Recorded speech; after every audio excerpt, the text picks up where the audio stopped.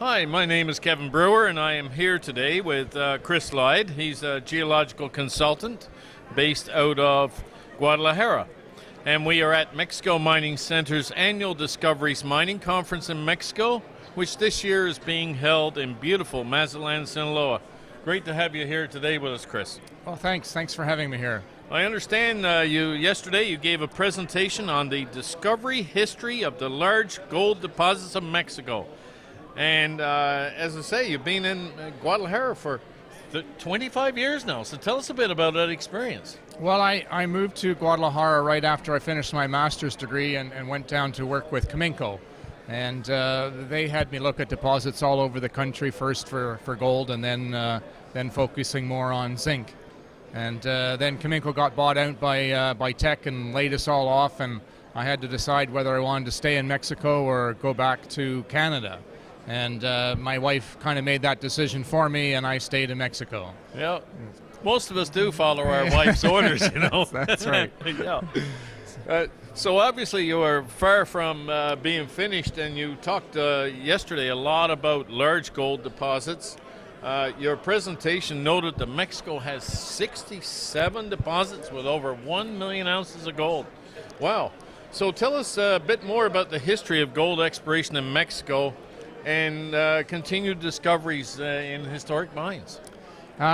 Mexico is an excellent place to be looking for new gold deposits. The geology is excellent, and over the last 500 years, most of the time the politics has been fairly favorable. They've had some bumps along the way, and that's had some severe effects on how the industry has functioned. The 1500s was the heyday of the initial exploration. Was it 15 deposits? Big deposits were found in the 1500s and continued to operate continuously for the next 500 years, which was the reason why Mexico has been the number one silver producer in the world for over 500 years. Peru edged them out for like 2 or 3 years, and not 500-year industry.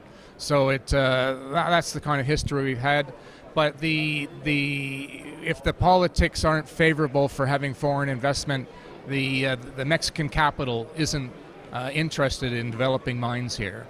So the biggest mover has been foreign capital.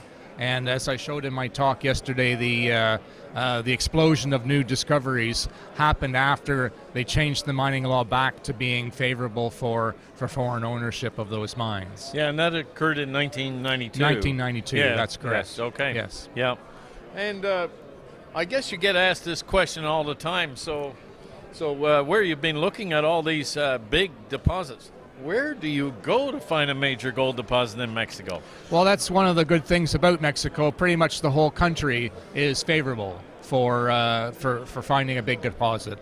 They occur all the way from Chiapas in the south to the northern part of Baja. Pretty much everything is favorable. And that's one of the things that a lot of people didn't appreciate that came in the 90s. The big focus was in the Sierra Madre. And a lot of people spent a lot of money there in difficult access terrain when they could have been out in other places getting better bang for their buck, basically. Yeah.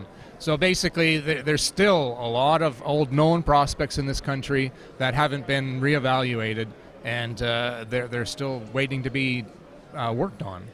Yes, and your presentation I saw yesterday, I really enjoyed it, by the way. Thank you.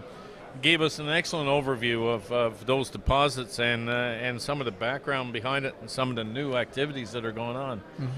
Mm-hmm. You noted yesterday as well that there were several key factors to success in identifying greenfield discoveries, and I just wonder if you could go over that a little bit with us today. It's really important to have people that understand geological systems, not just what a high-grade quartz vein looks like, because nowadays you're not finding those on surface. So you've got to have a good idea of what alteration looks like, what are the distal parts of these systems. And unfortunately, a lot of people haven't had this kind of training. And it also is going to be important for the management, especially as all the old folks in this room and everywhere else retire. There's going to be a whole new crop of people in 5 years, and they haven't got that experience. You have to be able to understand and recognize distal parts, and then have the confidence to be able to drill and see what's underneath them. Yeah, a lot of them are what we call the hidden deposits now. That's right. Yes. But the key for, if you obviously want to make or have the chance of having a 1 million ounce deposit, you have to have a big system. Yes. That's one of the key things. And so having a big alteration footprint is something you want to start with.